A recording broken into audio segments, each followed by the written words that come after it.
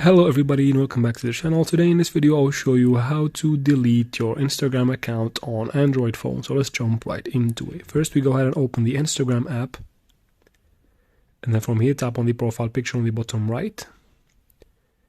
From here tap on the three lines on the top right corner of the screen. In this menu that pops up, tap on settings and privacy. Tap on account center.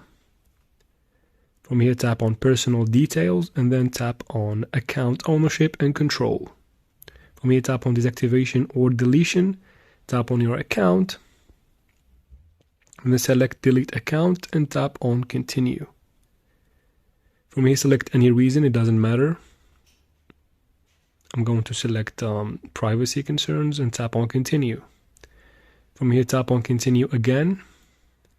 And then fill in your password right here. Once you're done from that, tap on continue, and that's how you delete your account. I hope this video was helpful. If it was, don't forget to like and comment down below. Also subscribe for future videos like this one, and thanks for watching.